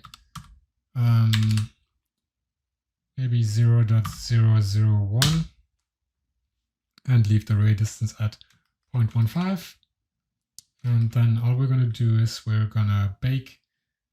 So let's click on bake. And now it's going to take a while to calculate all of this, and it should give us a new texture. So I'll get back to you once this is done. So here we are, the texture has calculated. And you can see we're not having the issues here anymore. We also should have gotten rid of this here. Let me check what's going on. So it looks like it's actually So this line is still happening, and I think it's because of this edge here in the high poly. So I'm actually going to go through and do a quick fix here, delete all of this. And then I need to rebake, but that's fine because you can see the value that we chose for down here. It was a little bit too small. So let's just select everything again. And then we are going to choose a different value here. We're going to do, let's try 0025 and do another bake and then give it a moment to calculate. So I've recalculated and you can see it has nicely fixed the issues we've had up here. And the line that we saw here earlier is gone, which means it was related to this edge that I've just deleted. So let's make sure to save the scene itself one more time. So bake 4K fix for me. So if I want to go back to this and render this in a higher resolution, I can. And then also I'm going to save this image as bake 4K fix, or I guess we can call it normal 4K fix. It's really up to you how you want to name it. Just make sure it's consistent. And there we go. We now have baked two versions of the normal map, got rid of these issues that we had before, which is great. And then we can combine the textures in Photoshop now and then move on to Substance Painter to texture everything. So here I am in Photoshop and I have the two normal maps open, the fix and the 4K regular version. And I'm just going to copy everything into one document. So I'm going to copy the fix normal map, so Control C and then Control V over here. And I'm also going to duplicate the background layer and delete the locked background layer. So I'm going to call that normal and I'm going to call that one normal fix. And then you can see they're perfectly overlapping. And then we're going to add a mask here by pressing the mask layer button. And then we're going to fill that mask with black so that this layer is entirely invisible. So press X to switch between the foreground color, and now black is the foreground color. And then I can press Alt and backspace on my keyboard with the mask selected. Make sure that there's a rectangle around it, and that fills the layer with black. And then one last thing is I want to have a UV overlay. So I'm going to go back to Blender and I'm just going to go back to my Bake 4K scene. And then I'm going to select just my low poly. And then I'm going to go into the UV editor. And then I'm going to select all the faces. And then we're just going to go to UV and export UV layout. And you can just export the UV layout into a folder of your choice in the resolution that you want to use. And then the fill opacity, you should set that to 0. And then click Export UV Layout. And once this is done, you should be able to bring that into Photoshop basically. So here I am back in Photoshop and I've just opened that UV layout texture I've just generated. And you can see it contains my UVs on a new layer. To copy this and paste it in place, we need to go to Edit, Copy, but first we're going to select all. So Control A to select all, and then Edit, Copy. And then we're going to go back to our original texture and go to Edit. And then this time we're going to do Paste in Place. So Paste Special and then Paste in Place. And now our UV layout gets pasted in the correct location. And then we can just name that to UV and maybe decrease the intensity to 10, but not in the fill, but in the actual opacity.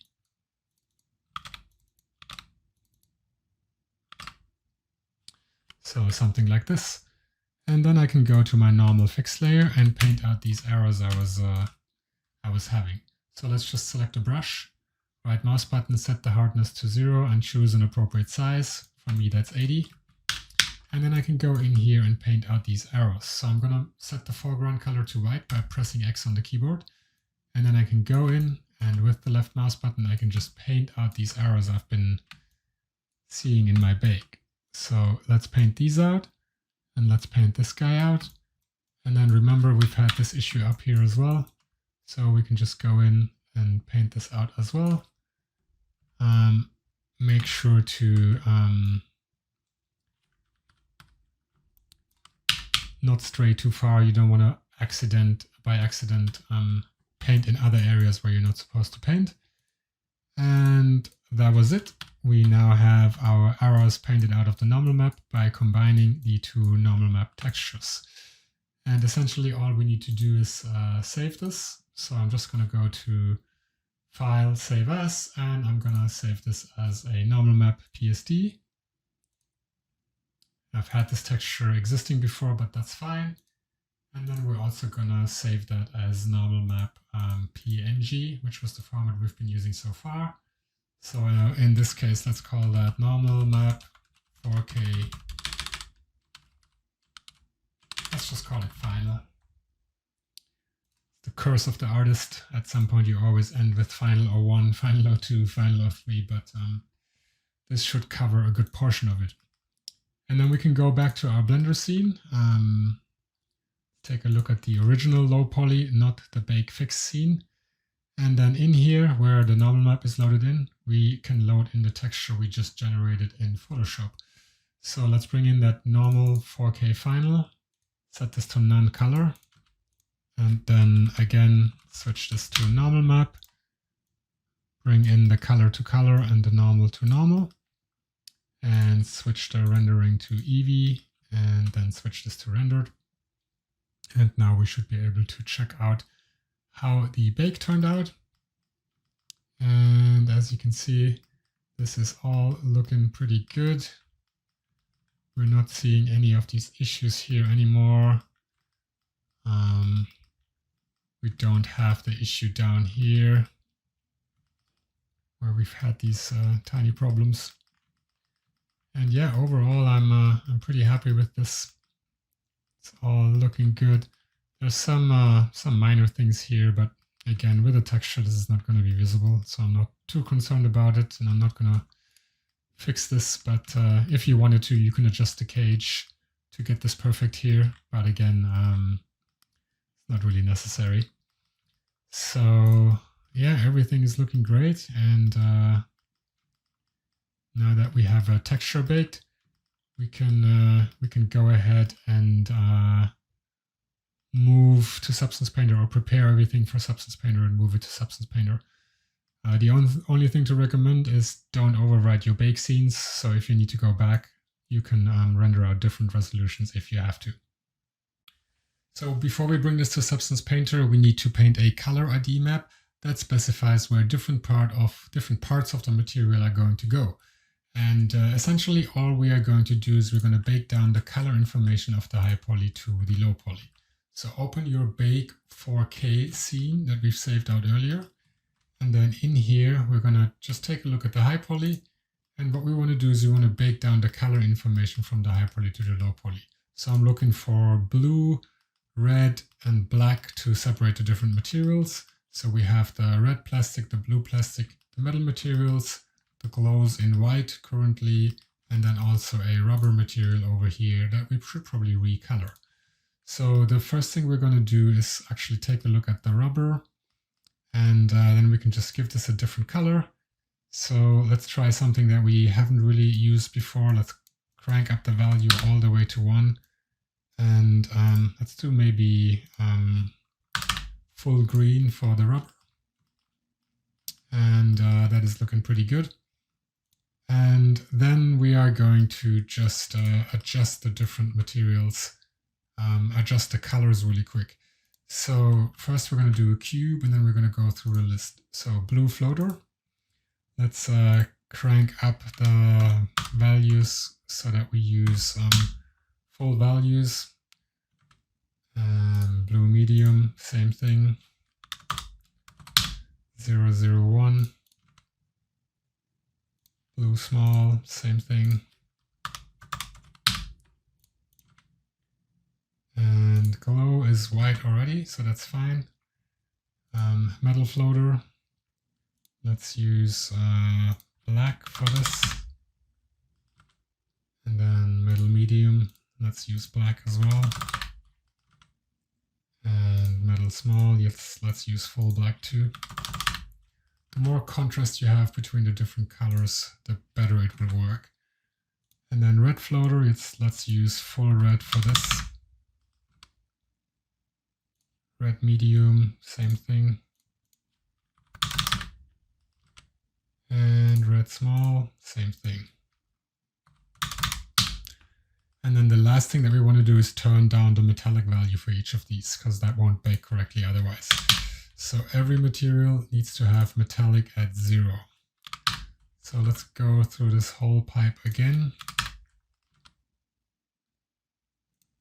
And just set the metallic value to 0.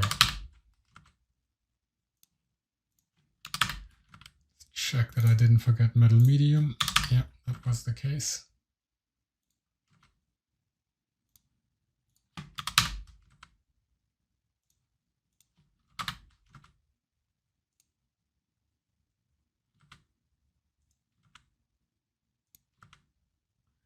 You can also cycle through it over here if you want.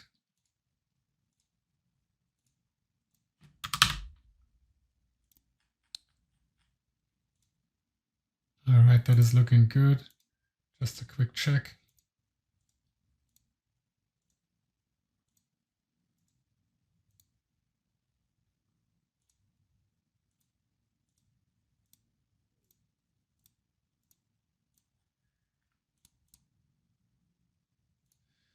Okay, great. And then we're going to save this in a new scene file. So save as, and we're going to call this bake 4K color ID.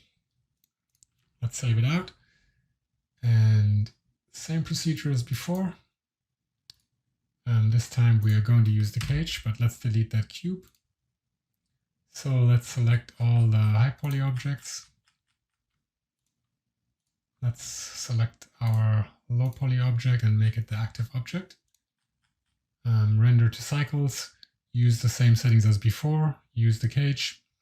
And then we want to change the bake type to diffuse and turn off direct and indirect and only have color active. And with this, all we need to do is specify a new texture. So let's just create a new one, call that bake 4K color ID. And let's do 496 here as well. No alpha, okay. And then with everything correctly selected, just click bake. And it's going to take a while to create the color ID map. And once it's done, I'll get back to you. All right, so here we go. The texture has finished. And you can see we have all of our colors that are being picked up. And everything is working nicely so far. So what I'm going to do is I'm going to save that texture as well. And I'm going to call that bake 4K color ID PNG. And then make sure to save your Blender file as well, so that you can go back to it if you want to make changes. So here I am back in Photoshop, and I just opened the color ID map that I just saved out. So let's copy that into our PSD file and call it color ID. And then we're going to bring up the intensity of the layer. And let's also change this to white. So I'm going to select the UV layer, press Ctrl U on the keyboard, and crank up the whiteness all the way to 100. And now I can see the texture a little bit better. And then we're going to make a group in the color ID and just call it color ID. And then I'm going to add another layer on top of it. And here I can make some adjustments. So you can see that, there's a couple of colors here that are a little bit overlapping and stuff. So if you wanted to, you could go in and clean that up. But you want to do it on a new layer so that when you rebake, you get those changes back. So I'm going to sample that black color and then use a brush. And then I'm just going to go through here and paint in this area here. But I want to make sure that it's a little bit smaller, and I want to make sure I don't paint on top of anything else that could be valuable. And there's probably a couple of sections where you're going to have to do that. And, figure out where you have some errors. You can see here, there's that one from earlier. that we can just paint over. So let's just select this color using I, and then we can just paint over. And, you know, there we go. That's those are the biggest issues that that I've been seeing, and I don't think we need to do many more adjustments. Again, if you want to get anal, you can kind of like go in here and totally just select these corners and clean this up a little bit. But it won't make much of a difference in the actual texture in Substance Painter. The only thing you really need to be or should be concerned about is stuff where you have errors in one of these polygons. Like let's say there would be a giant black mark that doesn't belong there, then you should go in and fix that. But yeah, for the most part, if you want, you can spend a little bit of time on this, but like I was saying, you don't have to do too much. Just make sure bigger issues are out of the way. And then once we're done, we can save this out as PNG as well. So set this to PNG, and then we're going to call that color ID final. So we have normal map 4K final. So let's call that color ID 4K final. Save it. And there we go. We now have the textures that we need to bake this thing. One thing I wanted to quickly talk about is anti-aliasing when baking in Blender. This is the 4K bake of our texture, and you can see specifically in areas where you have a straight edge, these lines are pretty jagged. So you can see the jagged edges here.